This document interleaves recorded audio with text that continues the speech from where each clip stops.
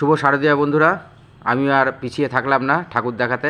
তো যাই হোক, আমাদের একদম বাড়ির কাছেই এই প্যান্ডেলটি হয়েছিল, যার জন্যই চলে যেতে পেরেছি। কারণ প্রচণ্ডই ব্যস্ততার মধ্যে থাকি, বাড়িতেও সবার শরীর খুব একটা ভালো নেই।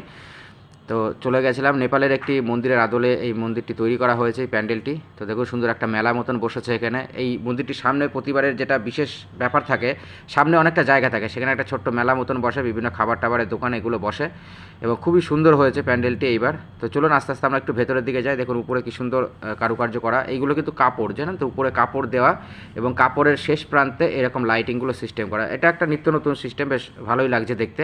তো চলুন আরেকটু এগিয়ে যাই। এই যে তারপরে এই যে সিস্টেমগুলো এখন শুরু হয়েছে, এগুলো একটু নিত্য নতুন কায়দার প্যান্ডেল সাজানো, বিভিন্ন লাইটিংয়েরও ব্যবস্থা রয়েছে। যাই হোক, ভালোই লাগছিলো, খারাপ হয়নি, খুব সুন্দর লাগলো। তো ওই জন্য ভাবলাম আপনাদের সঙ্গে শেয়ার করি। আপনাদের কেমন লাগলো জানাবেন একটু। তো চলুন ঝটপট চলে যাই যে কাজে এসেছি, মায়ের দর্শন করতে। এই যে আমাদের মা প্রতি বছরের মতন এবারও চলে এসেছে আমাদেরকে দর্শন দিতে।